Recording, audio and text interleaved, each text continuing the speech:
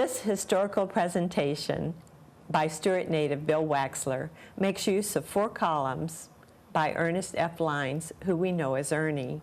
You should recognize the name because it's the name of the bridge that connects Sewell's Point with Hutchinson Island.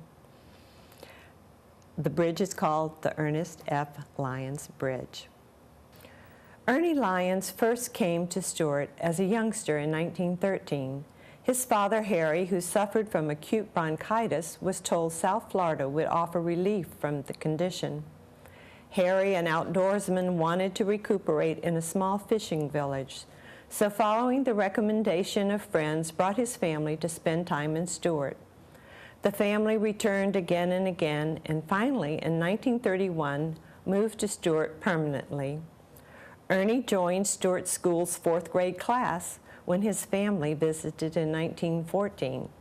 The young newcomer found his life's vocation when he won a spelling bee against the 5th grade class.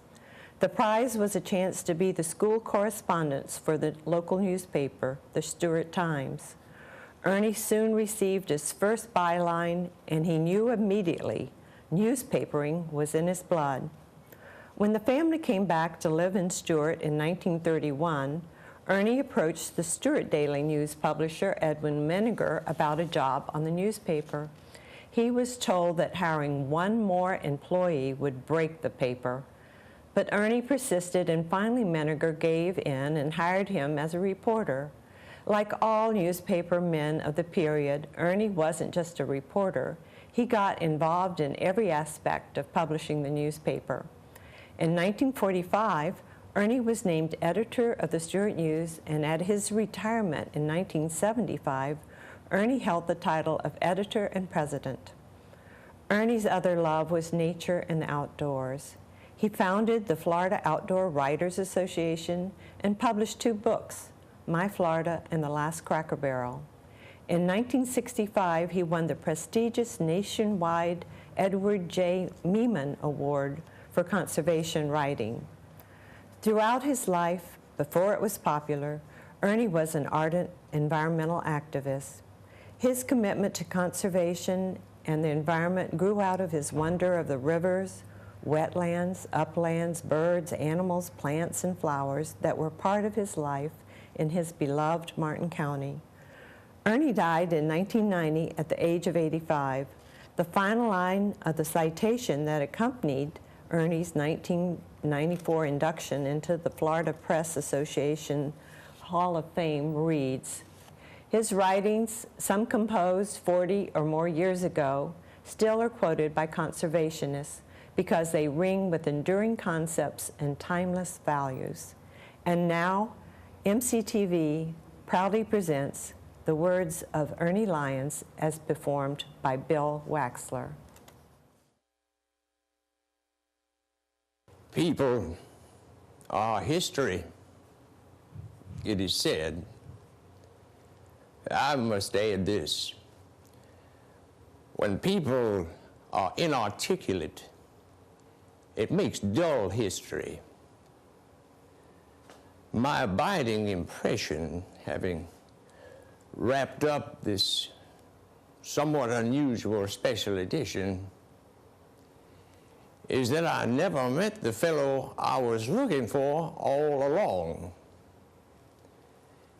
And somewhere I hoped in this 3½ month journey into the far past, and indeed it is the far past, since you will find a story in today's edition that is 451 years old, I hoped that I would encounter a person who would tell us of the wonders of Florida as they were.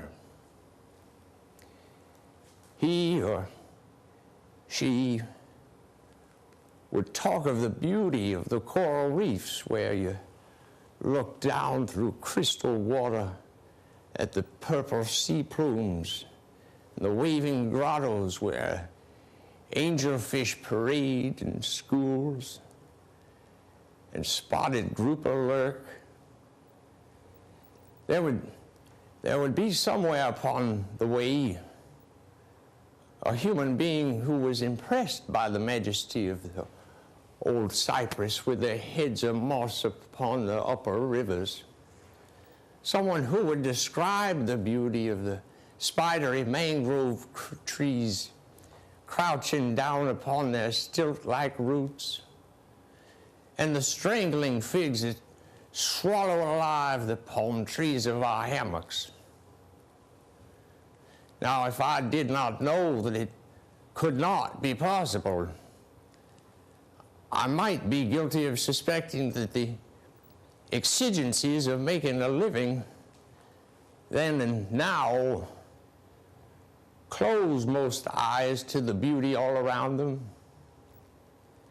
I might hold the presumptuous suspicion that what I have seen and felt and heard and held dear about this place was not equally shared by others.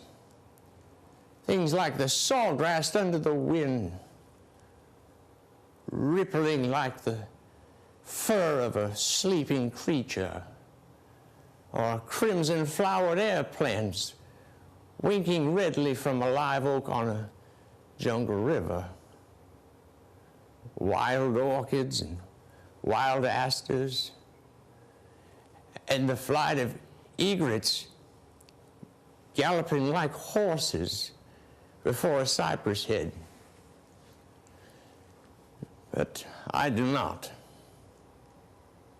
except for a few talented souls or two who can articulate with paint, people like Beanie Backus up in Fort Pierce, who sees and puts on canvas the wonder of the South Florida wilderness. Or our own Jim and Joan Hutchinson, who are capturing in oils the last of the Seminoles. Most of us simply see and hear, feel and know without the ability to express it.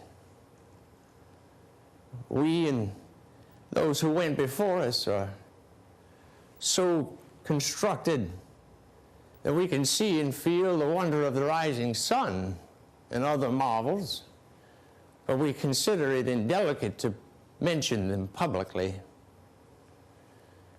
Now, I met no one in my journey into the past who talked of deer grazing in the dawn on a fresh burn, or of otter playing on their sides, or of pelicans sailing just above the breakers that curled against the coast, or of old Baldy, the eagle, diving down to snatch a fish from an osprey in midair. There was no talk of mullet schools cascading like thunder through the river, or of manatees rising to sigh their young, or of pompanos skipping like golden dinner plates across the river, or the surge of a leaping tarpon, or of the blue sky, or the clean air, the new land. Nor did anyone mention those high vaulted castles of cumulus clouds with their trailing skirts of rain, which are so distinctly Floridian. Now, I did find one bright and shining spirit, Miss Lucy Richards Letourneau, whose love of life shone in everything she wrote.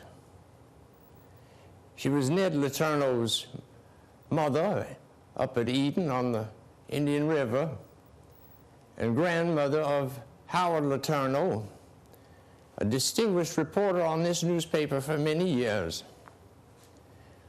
In my opinion, for better or worse, the two stories by Lucy Letourneau are the best things in this edition. She loved people and so ably expressed it in her words and her inner spirit. She was the closest I found to the fellow I was looking for all along.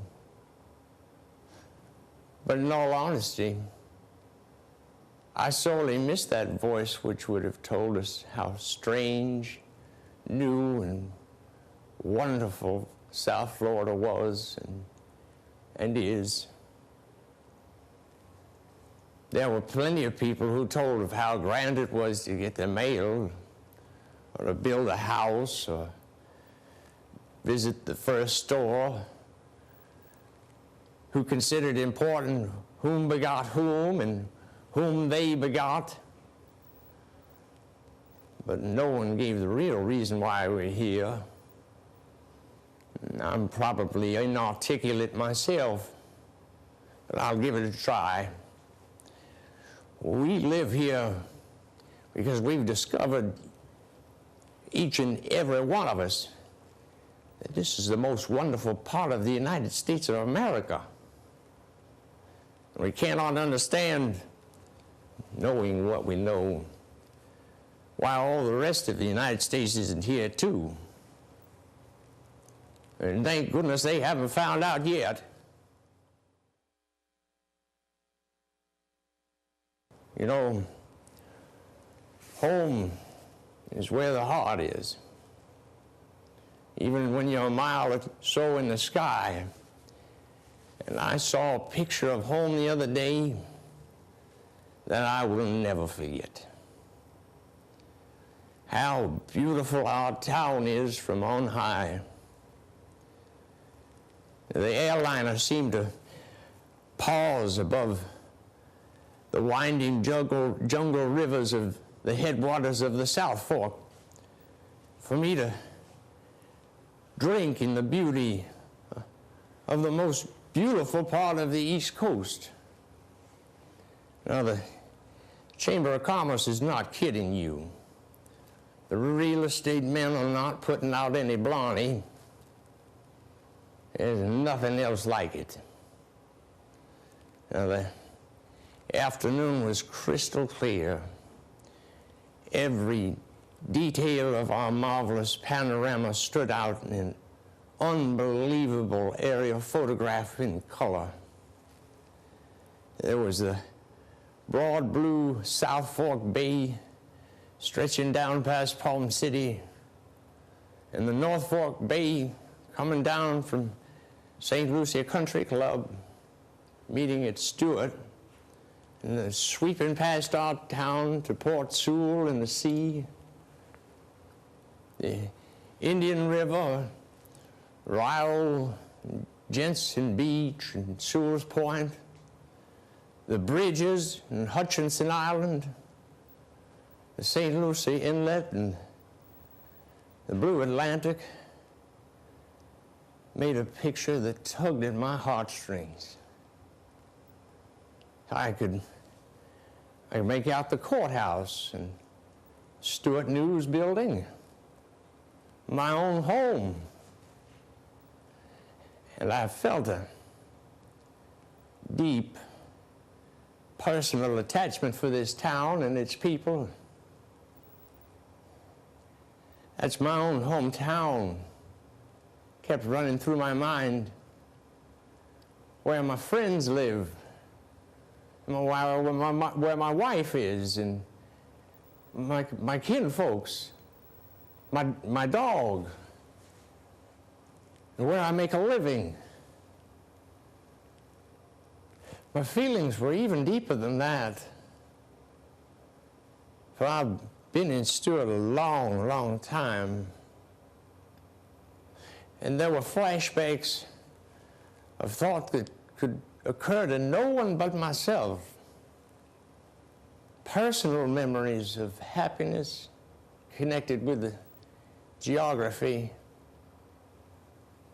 The tiny coiled serpent of the South Fork reminded me of hundreds of days of happiness spent on that stream in my boyhood and on. The inlet, the blue ocean, gave me visions of hauling in king mackerel and blues and fighting sailfish. As we went over Mile Lake to the north, I saw a boy with his father catching bass on a long cane pole using pork rind frogs for lures. Looking down at St. Lucie Country Club, it seemed impossible that I'd been inside that building a few nights before, listening to a speech by the Secretary of Commerce of the United States. Over in Moonshine Bay on the North Fork, I recalled happy evenings fly casting with Captain Flagg and Bert Pruitt, and the thrill of an impossible tarpon which it must have weighed 200 pounds, striking a plug on light bass tackle, breaking the line and leaping high over the boat. It had been absolutely incredible that such a fish could be played on light tackle in such close quarters.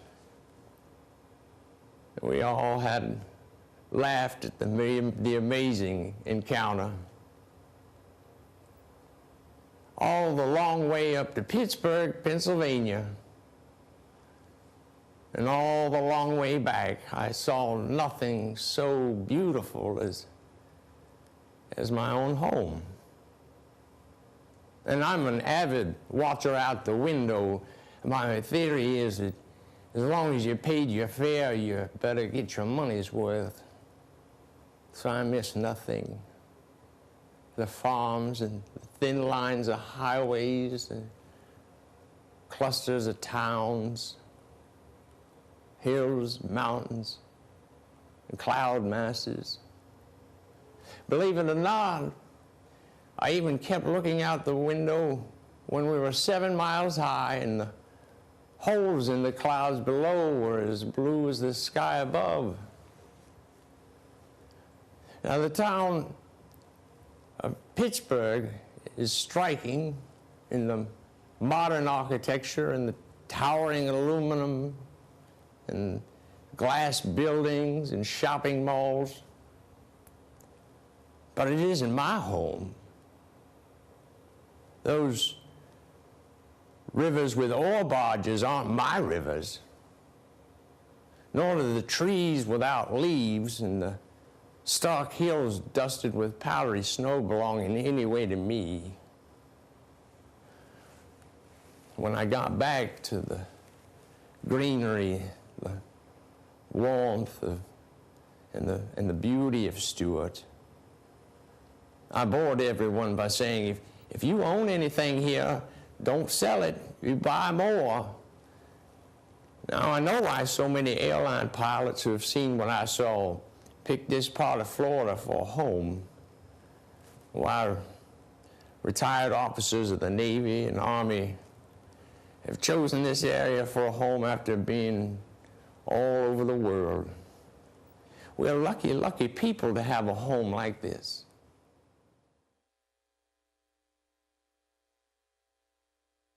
You know, the upper waters of the jungle rivers of Florida's east coast, the Loxahatchee, the North Fork and the South Fork of the St. Lucie, they loop like serpents under the sun. And on the shores of the broad estuaries and bays, there are lower reaches, there are small towns growing into cities, and waterfront subdivisions marching upstream. But as yet, the little rivers of the headwaters are untouched. They're bordered by luxuriant growth, suggesting that the boatman is exploring the serpentine waters of the Amazon or the branchlets of the Orinoco. But in fact, the high sand lines of pine and scrub and palmetto are never more than a few hundred feet away. They give the illusion that they are far from civilization, but they're not, which is sad. because they'd last longer if they were truly remote and inaccessible. The northwest branch of the Loxahatchee, coming up from Jupiter, is dark, brooding, mysterious, and beautiful. Cypresses give this stream its greatest charm. There are patriarchs 80 feet tall and 5 feet thick that were here when Columbus landed on San Salvador. Living giants draped in beards of gray Spanish moss. And all along the palm-bordered banks are cascades of wild asters in full bloom, delicate white spider lilies and that carnivorous tree, the strangler fig, swallowing other trees like an anaconda, swallowing its prey. What a cunning, contriving, deadly species. The mature strangling fig is a bluebeard turned respectable burger. It's a fat, bold, umbrella-shaped, graceful tree with glistening green leaves and attractive red berries which resemble tiny figs. Now, birds love the red berries, and one of 100,000 seeds that they pass lodges in the crevice of a cabbage palm or a gumbo limbo limb and sprouts high in the air and then sends down a tiny swaying tendril, and that tendril enters the ground and becomes a stout root wrapped around the host tree.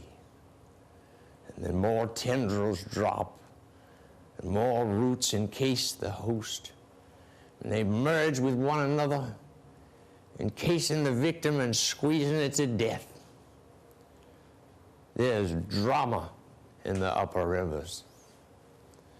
Now, the Loxahatchee has heard the hiss of advancing subdivisions, but a large portion of it has been saved by the inclusion in Jonathan Dickinson State Park and by acquisition of a stretch as an Audubon Society sanctuary. The river is still under threat of siltation from Citrus Grove drainage canals to the west.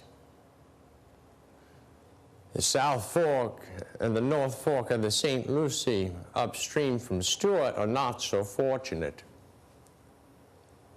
They still exist on the edge of the sword of private ownership.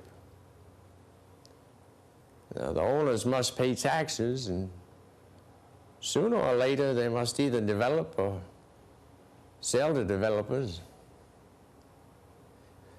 These are lovely and beautiful places which should be preserved forever as they are for future generations to enjoy.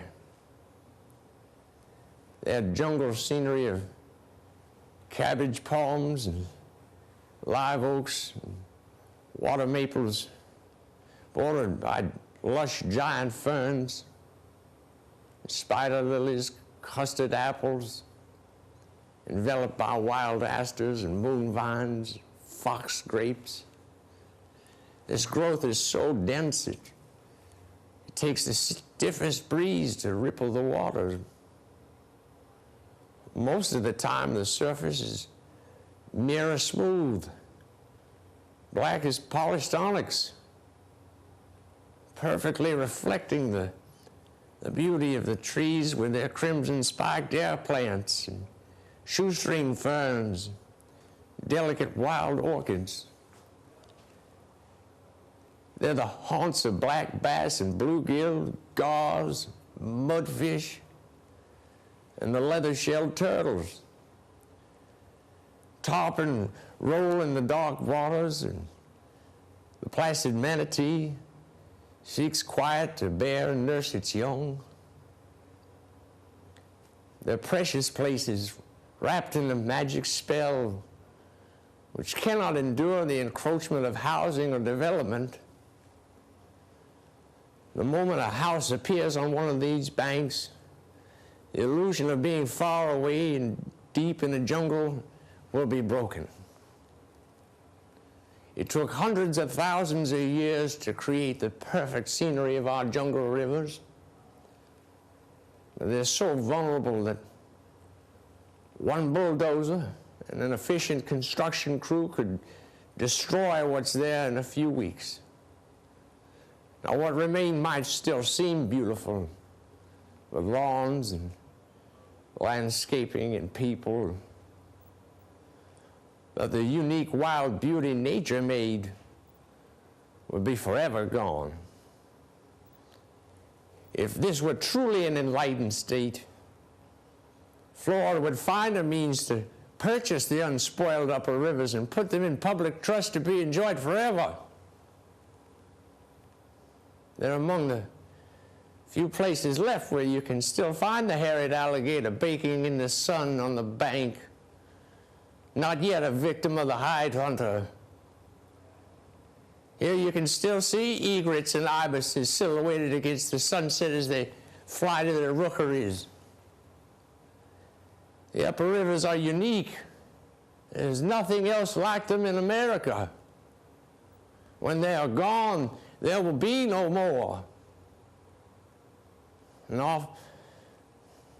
a marvelous experience open to each and every one of us here now is to enjoy the blessed peace and beauty of the unspoiled upper rivers. They're sanctuaries for observation and contemplation. On them you will still see the water turkey, also called the ahinga, the snake bird, a relic of those days when reptiles learned to fly. It's still more at home in the water than in the air. It swims submerged with a few inches of neck and head protruding and pulsing forward and backward. When it takes to flight, it's a gawky, clumsy, awkward creature, reminding one of the great effort it must have taken for the first birds to learn to fly. On these little rivers, you can still see otters playing, and the lordy diamondback rattlesnake, very king of dignity and death, swimming across majestically with its head erect and precious rattles out of the water. There are pileated woodpeckers, often mistaken for the nearly extinct ivory bill, and happy mullet leaping just for the fun of it. There's giant black and yellow spiders with jeweled eyes that spin their webs graceful, and then yellow and black tiger swallowtail butterflies end their short lives by blundering into them. I love the upper waters and upper rivers. When I was a boy, I used to camp on them, sitting in the dark, listening to the low thrumming roar of bull alligators or hearing palm fronds crackle as raccoons encircled the camp. One night, a leopard frog hopped up to the embers of my fire to warm itself. I sort of felt like I knew him, and the next day when I heard the pitiful cry of a frog caught in the jaws of a snake, I took the trouble to release it. I sort of didn't know that snake. May all the fish I've jerked out of those waters on a cane pole, when they hit an imitation pork rind frog, forgive me. I find peace in the upper rivers. Their charm is that you can still be alone on them. Look up at the stars or the clouds and think. They unlock the mind and its friend, the spirit. Their waters remind me of the Psalms and their beauty of what the hand of God has done. Why, I wonder, why do we spend billions of dollars to get to the cold, bleak, barren, inhospitable landscape of the moon, but can't afford to save for our children's children a veritable Eden so close at hand? Inevitably, these magic quiet places will be gone. The beauty of the jungle destroyed by what we call progress. Houses, beer cans, water skiers, TV antenna. They'll be used as every other place of beauty is, for waterfront homes and country clubs, yacht basins and marinas. But when human beings roost on them, their true charm will vanish. No finer use could be found for the upper rivers than to leave them as they are.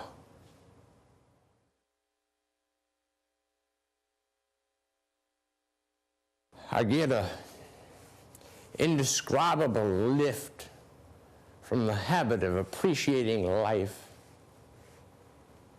All of us, even the most harried, have moments when we are fleetingly aware of the glory that surrounds us. We're like moles that occasionally break through their tunnels. We infrequently catch glimpses of natural beauty and awesome majesty outside the corridors within which we have confined ourselves. And then we pop back into our holes. The habit of appreciation, the cultivation of the sense of awareness, are forgotten rods to enrichment of personal experience. Not money in the bank, or real estate, houses, or the exercise of power are true riches. By the true tally, the only value is how much do you enjoy life? All around us are the wonders of creation. The shining sun, a living star, bathing us with the magic, the mystery of light. And we look to the heavens at night and wonder at the glittering panoply of sun so distant and so strange, while we accept as commonplace our own star. We write science fiction books and read them, imagining the forms and shapes of creatures on strange planets, while being bored with this planet's equally strange material forms, which we encounter every moment of every day. We live in a world of indescribable wonder. Words cannot tell why beauty is beautiful. Our own senses must perceive beauty to make it so. Now, what we call art, literature, genuine poetry, or true religion are the products of awareness, seeing and feeling the magic which lies beyond the mole tunnel view. One man in his mole tunnel says he's inconsequential, a slave to his job of dust going. Another, poking his head out in the light, realizes that he's a miraculous creature, fashioned more cunningly than any engine, with eyes to see and a mind with which to think, a spirit whose wings have no limitation. The mole man is bound to a commonplace earth. He lives a commonplace life. He lives among God's wonders without ever seeing them. But those who make a habit of appreciation find wonder in every moment of every day by the sense of participation in a miracle. They see the glory of the flowers, the shapes and colors of trees and grass, and the grace of tigers and serpents, or the stories of selfishness or selflessness that are written on the faces of men and women. They feel the wind upon their faces and the immeasurable majesty of distances in sky and sea. And in those things, there is the only true value. This is a wonderful world. Take time to see it. You cheat yourself unless you appreciate it.